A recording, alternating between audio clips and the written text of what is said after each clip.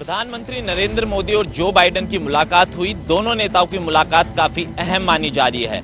आतंकवाद से लेकर तमाम मुद्दे पर दोनों नेताओं के बीच में चर्चा हुई, तो वहीं अब इस मुलाकात के मायने अलग अलग निकाले जा रहे हैं, चाहे वो अफगानिस्तान को लेकर हो, चाहे पाकिस्तान को लेकर। साथ ही जो बाइडेन ने यह भी कह डाला कि प्रधानमंत्री नरेंद्र मोदी के साथ जो मुलाकात हुई है उसके साथ अब भारत के रिश्तों में साझेदारी और बेहतर होगी। लेकिन चीन भी इस बैठक को एक अलग नजरिए से देख रहा है। सभी देशों की इस बैठक पर नजर थी, लेकिन अब इस मुलाकात के अलग अलग मायने निकाले जा रहे हैं। इससे भारत को कितना फायदा होगा, वाकई में ये एक बड़ा सवाल है। तो प्रधानमंत्री नरेंद्र मोदी अमेरिका दौरे पर हैं। पीएम मोदी ने शुक्रवार को राष्ट्रपति जो बाइडेन से मुलाकात की। दोनों नेताओं के बीच आतंकवाद समेत कई अहम मुद्दों पर चर्चा हुई। तो वहीं उस मुलाकात पर सभी देशों की नजर थी। अब इस मुलाकात के अलग अलग मायने निकाले जा रहे हैं। तो वहीं पीएम मोदी ने मुलाकात के बाद कहा कि राष्ट्रपति बाइडेन के साथ मुलाकात खास रही।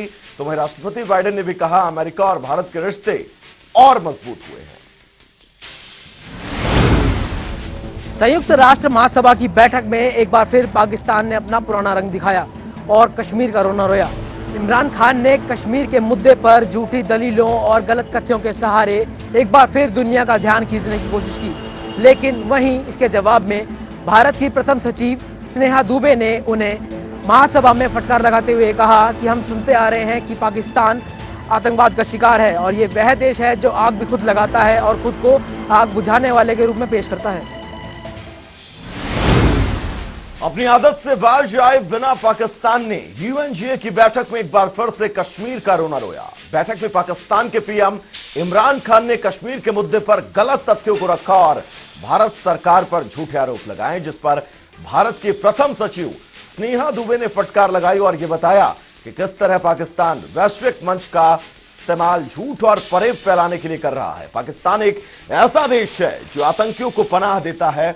पाकिस्तान एक ऐसा देश है जहां सबसे ज्यादा आतंकी मौजूद हैं। वो देश जो उसामा बिन लादेन को शहीद का दर्जा देता है, वो देश खुद को आतंकवाद से पीड़ित बता रहा है। दिल्ली में पहला राष्ट्रीय सहकारिता सम्मेलन आयोजित किया गया। सम्मेलन को संबोधित करते हुए गृह मंत्री अमित शाह ने कहा कि मुझे गर्व है कि मैं सहकारिता मंत्रालय का पहला मंत्री हूँ और सहकारिता मंत्री होने के नाते उन्होंने देश के सभी नेताओं को कहा कि लापरवाही का समय समाप्त हो चुका है और प्राथमिकता का समय शुरू हो चुका है। और साथ ही अमित शाह ने ये भी कहा कि यह कोई उधार लिया हुआ विचार नहीं है। सहकारिता आंदोलन देश के ग्रामीण का विकास करेगा और साथ ही नई अवधारणा को भी खड़ा करेगा। तो दिल्ली में पहला राष्ट्रीय सहकारिता सम्मेलन आयोजित किया गया। सम्मेलन को संबोधित करते हुए केंद्रीय मंत्री अमित शाह ने कहा, मुझे गर्व है कि मैं सहकारिता मंत्रालय का पहला मंत्री हूं और मैं सहकारिता मंत्री के नाते देश भर के नेताओं से कहना चाहता हूं कि अब लापरवाही का समय खत्म हुआ और प्राथमिकता का समय शुरू हुआ है। केंद्रीय मंत्री पीयूष गोयल के हिमाचल दौरे के दौरान शिमला में राज्य स्तरीय समारोह का आयोजन किया गया। ये समारोह प्रधानमंत्री गरीब कल्याण अन्न योजना के तहत किया गया। इसमें सीधे तौर पर यह कहा गया कि अब हिमाचल प्रदेश में जो गरीब कल्याण योजना है, इसके तहत अन्न का वितरण जो है वो यहाँ पर किया जाएगा। सभी खाद्यापूर्ति विभाग के जो डिपो हैं उनमें ये कहा जा रहा है कि ये अन्न दिया जाना है, लेकिन इसके साथ साथ जो लाभार्थी हैं उनके साथ भी बातचीत जो है पीयूष गोयल ने यहाँ पर की है। राज्य अतिथि गृह जो पीटर हॉफ है, यहाँ पर इस राज्य स्तरीय समारोह का आयोजन किया गया। कहीं ना कहीं अब प्रदेश के जो हजारों ऐसे लोग हैं जिनको अन्न के नाम पर जो है वो डिपुओं में राशन जो है वो ये दिया जाएगा। और इसके साथ ही पीयूष गोयल का ये भी कहना था कि हिमाचल प्रदेश उन अग्रणी राज्यों में से एक नया उभर कर जो है वो सामने आया। लंबे समय से चल रही कोरोना की जंग में अब कोरोना के मामलों में लगातार कमी दर्ज की जा रही है, तो वही वैक्सीनेशन की दर में लगातार बढ़ोतरी नजर आ रही है। आपको बता दें, देश भर में 84 करोड़ से ज्यादा लोगों को वैक्सीन लगाई जा चुकी है। तो वहीं पिछले 24 घंटे में 29,000 से ज्यादा मामले सामने आए हैं। तो वहीं 290 लोगों की मौत हो चुकी है। भले ही कोरोना की तीसरी लहर आने की आशंका है, लेकिन नियमों का पालन करना बहुत जरूरी है। 6 दिन की कश्मकश के बाद आखिरकार पंजाब के नए कैबिनेट मंत्रियों की लिस्ट जो है वो फाइनल हो चुकी है। पिछले कुछ दिनों से मुख्यमंत्री चरणजीत सिंह चन्नी जो हैं वो हाईकमान से मुलाकात कर रहे थे और जिसके बाद अब कैबिनेट मंत्रालय की जो लिस्ट है वो फाइनल हो चुकी है। जिसके बाद पंजाब के मुख्यमंत्री चरणजीत सिंह चन्नी ने पंजाब के राज्यपाल से मुलाकात कर उन्हें लिस्ट सौंपी और उसके बाद कल 4:30 बजे का समय है जब शपथ ग्रहण समारोह होगा। आपको बता दें कि इस लिस्ट में अभी सूत्रों के मुताबिक जिनको हरी झंडी मिली है उनके नाम हम आपको बताना चाहेंगे। ब्रह्म मोहिंद्रा, राणा गुरजीत, मनप्रीत बादल, कृत राजेंद्र बाजवा, सुखजिंदर सिंह सकारिया, अरुणा चौधरी, रजिया सुल्तान, राजकुमार वेरका, भारत भूषण, विजयेंद्र सिंगला, गुरकीरत कोटली, राजा वर्डिंग, संगत सिंह, काका रणदीप सिंह, प्रगट सिंह, कुलजीत सिंह नागरा, इन लोगों के नामों को जो है वो अंतिम मुहर लगा दी गई है। हालांकि ये सूत्रों की तरफ से ही जानकारी मिल रही है। अभी थोड़ी ही देर में आधिकारिक तौर पर जो है ये लिस्ट जारी कर दी जाएगी और ये भी सामने आ जाएगा कि कौन से कैबिनेट मिनिस्टर को कौन सा मंत्रालय जो है वो सौंपा गया है। और ये भी कहा जा रहा है कि जो कैप्टन अमरिंदर सिंह के काफ़ी करीबी थे उनकी जो है कैबिनेट से छुट्टी हो गई है। सीपीआई नेता कन्हैया कुमार और गुजरात के बड़गाम से निर्दलीय विधायक जिग्नेश मेवाणी कांग्रेस में शामिल होंगे। आपको बता दें कि ये दोनों नेता 28 सितंबर को शहीद भगत सिंह की जयंती के मौके पर कांग्रेस का दामन थामेंगे। वहीं बताया जा रहा है कि कन्हैया कुमार राहुल गांधी के संपर्क में पिछले कई दिनों से थे। कन्हैया कुमार की माने तो बीजेपी के खिलाफ कोई बड़ा नेता है तो राहुल गांधी हैं। हरियाणा के मुख्यमंत्री मनोहर लाल शनिवार को चंडीगढ़ में मीडिया से रूबरू हुए। इस दौरान मुख्यमंत्री मनोहर लाल ने कहा कि तीनों कृषि कानून अभी लागू नहीं हुए हैं, लेकिन इसके बावजूद कुछ लोग इन कृषि कानूनों के नाम पर अराजकता फैला रहे हैं। मुख्यमंत्री ने कहा कि अराजकता फैलाने वालों के खिलाफ सख्ती से कानूनी कार्रवाई की जाएगी। इसके अलावा मुख्यमंत्री मनोहर लाल ने 27 सितंबर को भारत बंद के ऐलान पर कहा कि लोकतंत्र में सभी को अपनी बात रखने का अधिकार है, लेकिन अगर कोई कानून तोड़ता है तो उनके खिलाफ कड़ी कार्रवाई होगी। इससे पहले मुख्यमंत्री मनोहर लाल ने पंडित दीनदयाल उपाध्याय और चौधरी देवीलाल की प्रतिमा पर पुष्प अर्पित कर उन्हें श्रद्धांजलि दी। इसके अलावा मुख्यमंत्री मनोहर लाल ने हरियाणा सरकार के 3 IT प्लेटफॉर्म भी लॉन्च किए हैं। इनमें एक समर्पण, दूसरा हुनर ऐप और इसके अलावा तीसरा वेबसाइट विदेशी विभाग की लॉन्च की गई है। पूर्व प्रधानमंत्री जननायक ताऊ देवीलाल की 108वीं जयंती है। मेवात जिले के हिलालपुर गांव में दिल्ली मुंबई एक्सप्रेस वे के साथ सटी उनकी 42 फुट ऊंची प्रतिमा का आज अनावरण हुआ।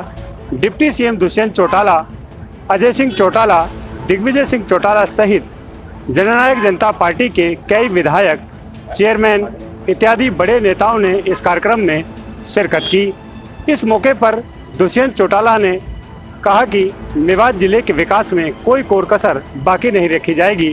तो उनके पिता अजय सिंह चौटाला ने अपने छोटे भाई अभय सिंह चौटाला पर जमकर हमला किया। यूपीएससी ने 2020 में आयोजित सिविल सेवा परीक्षा का परिणाम घोषित कर दिया है, जिसमें 761 उम्मीदवारों को चयन किया गया है। आपको बता दें कि बिहार के शुभम कुमार ने सिविल सेवा परीक्षा में प्रथम स्थान हासिल किया है। तो वहीं अगर मध्य प्रदेश की बात की जाए तो मध्य प्रदेश में जागरी अवस्थी ने दूसरा स्थान हासिल किया है। अगर बात की जाए यूपी की तो यूपी में पीसीएस अफसरों ने बाजी मारी है। वहीं आपको बता दें कि हरियाणा की बात की जाए तो हरियाणा में भी कई टॉपर के लिस्ट में हरियाणा के विद्यार्थी भी शामिल हैं। फरीदाबाद जिले के तिगांव विधानसभा क्षेत्र की गांव बुआपुर की बेटी सौम्या आनंद ने यूपीएससी की परीक्षा में 492 रैंक प्राप्त कर न केवल बुआपुर गांव का बल्कि पूरे फरीदाबाद जिले का नाम रोशन किया है। सौम्या आनंद की इस उपलब्धि के बाद उनके घर पर बधाई देने वालों का जो तांता है वो रुकने का नाम नहीं ले रहा है। पूर्व मंत्री ललित नागर सहित तमाम मंत्री विधायक उनके घर पर बधाई देने पहुंचे हैं और साथ ही साथ परिजनों को भी शुभकामनाएं दी हैं कि उन्होंने अपनी बेटी का इस तरह से सहयोग किया कि आज पूरे जिले में उनका नाम रोशन हुआ है। साथ ही साथ आपको बता दें कि सौम्या आनंद ने बिना किसी कोचिंग के इस उपलब्धि को प्राप्त किया है। इसके अलावा गांव के ही पैतृक गांव से पढ़ाई करके सौम्या इस मुकाम तक पहुंची है। सौम्या की इस उपलब्धि से न केवल उनके परिजन, उनके दादा तोताराम काफी उत्साहित नजर आ रहे हैं, बल्कि गांव की बेटियों के लिए भी सौम्या आनंद एक रोल मॉडल के रूप में उभरी हैं। ये संदेश देती हुई सौम्या आनंद नजर आती है कि चाहे संसाधनों का अभाव हो, लेकिन कड़ी मेहनत और लगन उसमें अवरोधक साबित नहीं हो सकती है। और जिस तरह से सौम्या ने ये मुकाम हासिल किया है, और भी बेटियां गांव की इस उपलब्धि को प्राप्त कर सकती हैं। मन में अगर कुछ कर गुजरने की चाहत हो तो कोई भी मुकाम हासिल किया जा सकता है। जी हाँ, ऐसा ही कर दिखाया है ग्रामीण अंचल से निकली छात्रा श्वेता काम्बोज ने, जिसने यूपीएससी की परीक्षा में 544वां रैंक हासिल किया है। श्वेता मूल रूप से इंद्री के गांव पटहेड़ा की रहने वाली है, जिनके पिता आड़त का काम करते हैं, वहीं माता हाउसवाइफ है। रटेड़ा गांव के अभिषेक कुमार ने इतिहास रचा है। उन्होंने यूपीएससी की परीक्षा में 374वां रैंक हासिल करके हरियाणा के गृह एवं स्वास्थ्य मंत्री अनिल विज का जनता दरबार आज एक बार फिर अंबाला छावनी के पीडब्ल्यूडी रेस्ट हाउस में लगा है। और मेरे पीछे तस्वीरों में आप देख सकते हैं कि सैकड़ों की संख्या में लोग जो हैं वो अपनी शिकायतें लेकर यहां पर पहुंचे हैं। सिर्फ अंबाला ही नहीं बल्कि पूरे हरियाणा से, हरियाणा के कोने कोने से लोग जो हैं वो हर शनिवार जनता दरबार में शिकायतें लेकर पहुँचते हैं। और अनिल विज जो है वो खुद मौके पर मौजूद रहकर लोगों की शिकायतों का समाधान करते हैं, ज़रूरी निर्देश और आदेश जो हैं वो भी देते हैं। आज की अगर हम बात करें तो आज भी जो है अनिल विज ने सफीदों के एक एएसआई जो हैं उन्हें लाइन हाजिर करने के एसपी जींद को निर्देश दिए हैं। और फिलहाल देख सकते हैं आप कि किस तरह से कतारबद्ध तरीके से लोगों की शिकायतें यहां पर सुनी जाती हैं। हर नारनौल के पंचायत भवन में आज जन परिवेदना समिति की मासिक बैठक हुई, जिसमें कृषि मंत्री जेपी दलाल ने मीटिंग को अटेंड किया। और सबसे बड़ी बात ये रही कि आज जेपी दलाल ने साफ तौर पर अधिकारियों को चेतावनी दे दी है कि वो किसी भी कीमत पर अनियमितताएं और लापरवाही बर्दाश्त नहीं करेंगे। और इसी के चलते आज एक अधिकारी को सस्पेंड करने के भी आदेश दिए हैं। साथ ही जेपी दलाल ने यह भी कहा है कि बाजरे की खरीद को लेकर के सरकार मंथन कर रही है कि बाजरे की खरीद की जाए या फिर मार्केट वैल्यू से जो डिफरेंस है किसानों को वो राशि दी जाए। रोहतक के सांसद अरविंद शर्मा आज जिले के गांव गुड़ियानी पहुंचे। उनके साथ इस मौके पर कोसली के विधायक लक्ष्मण सिंह यादव भी मौजूद रहे। इस मौके पर उन्होंने 2 करोड़ की लागत से 10 बड़ी परियोजना का उद्घाटन तथा शिलान्यास किया। इस मौके पर उन्होंने कहा कि प्रधानमंत्री का अमेरिका का जो दौरा था वो बेहद कामयाब रहा। हर मुद्दे पर प्रधानमंत्री की बातचीत हुई है। इसके जो सफल परिणाम कुछ दिन बाद में सामने आएंगे। किताबों में अक्सर पढ़ा करते थे 4 दिन की चांदनी फिर अंधेरी रात। यह कहावत शहर में पूरी हो रही है, क्योंकि स्मार्ट सिटी के नाम पर शहर के नेताओं व अधिकारियों द्वारा जोर शोर से कैमरे व ढोल नगाड़ों के बीच शहर के जागरूक व आम वर्ग के लिए साइकिल चलाने के लिए स्मार्ट साइकिल ट्रैक बनवाए गए थे। लगातार कई दिनों से हो रही बारिश के कारण रोहतक जिले के कई गाँव के खेतों में पानी भर गया है, जिसके कारण किसानों की कपास, ईख, ज्वार व बाजरे की फसल खराब हो गई है, जिसे लेकर किसानों ने आज प्रदर्शन किया और किसानों ने मांग की कि स्पेशल गिरदावरी हो ताकि उनको मुआवजा मिल सके। किसानों का कहना है कि ज्वार, ईख, बाजरे की फसल तो खराब हो चुकी है, अब आगे बिजाई होने वाली गेहूं की फसल भी बिजाई नहीं हो पाएगी। दादरी शहर की वाल्मीकि बस्ती में सीवरेज की समस्या बनी हुई है। सीवरेज ब्लॉक होने की वजह से सीवरेज का बदबूदार पानी गलियों में आ गया है, जिसके कारण स्थानीय लोगों को पैदल चलना भी मुश्किल हो गया है। वहीं स्थानीय वासियों का कहना है कि सीवरेज जल निकासी को लेकर बार बार प्रशासन को अवगत कराया जा चुका है, लेकिन समस्या ज्यों की त्यों बनी हुई है। राय विधानसभा क्षेत्र के गांव गढ़ीवाला में आज एक किसान ने सुसाइड कर लिया। सुसाइड का कारण बताया कि अधिक बारिश होने की वजह से फसल बर्बाद होती हुई देखी नहीं गई, तो इसलिए फांसी लगाकर अपनी जीवन लीला को समाप्त कर दिया। परिवार को इंसाफ नहीं मिला तो इंसाफ लेने के लिए पुलिस को गाड़ी देने के लिए तैयार है। जी हाँ, ऐसी घोषणा कालावाली में हुई है। कालावाली के वार्ड नंबर 3 में अंकुर प्रजापति की हत्या 18 जनवरी को हुई थी। परिवार की ओर से बार बार गुहार लगाई जा रही है, लेकिन पुलिस की ओर से हत्यारों को अभी तक नाम चिन्हित भी नहीं किया गया, पकड़ना तो दूर की बात। लेकिन कल कालावाली सिरसा के पुलिस कप्तान कालावाली पहुंचे। उन्होंने कालावाली पुरानी मंडी में एक चौकी का उद्घाटन किया, जहां पर एक बात बार बार माइक पे कही जा रही थी कि पुलिस के पास गाड़ियां नहीं है, संसाधन नहीं है, तो लोगों से अपील कर चंदा एकत्रित किया जा रहा था। पीड़ित परिवार की ओर से वहां पर घोषणा की गई कि पुलिस 15 दिन में ईमानदारी से काम करते हुए उनके बच्चे के कातिल को ढूंढ दे। जो पीसीआर गाड़ी पुलिस को चाहिए, परिवार दे देगा। इंसाफ लेने के लिए परिवार अब गाड़ी देने के लिए तैयार है। भवानीखेड़ा के वाइस चेयरमैन सहित पार्षदों ने मिलकर भवानीखेड़ा के थाना प्रभारी से नशाखोरों के खिलाफ शिकायत देते हुए कस्बे में हो रहे शराब के अवैध कारोबार और अन्य नशों के खिलाफ एक शिकायत पत्र दिया।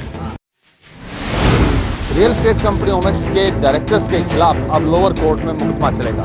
2014 में ओमेक्स के डायरेक्टर्स के खिलाफ बहादुरगढ़ के प्रमोद गुप्ता ने एफआईआर दर्ज कराई थी। 2018 में हुआ एफआईआर लोअर कोर्ट में दर्ज कर उसके खिलाफ Pramod Gupta additional session court गए और एडिशनल सेशन कोर्ट ने अपने आदेश में उस एफआईआर को निरस्त करने के आदेश को निरस्त कर दिया है। तो चलिए जनता रिपोर्टर में फिलहाल के लिए इतना ही, रुकेंगे बहुत छोटे से ब्रेक के लिए, कहीं जाइएगा नहीं। जनता टीवी पर खबरों का सफर लगातार जारी रहेगा। नमस्कार।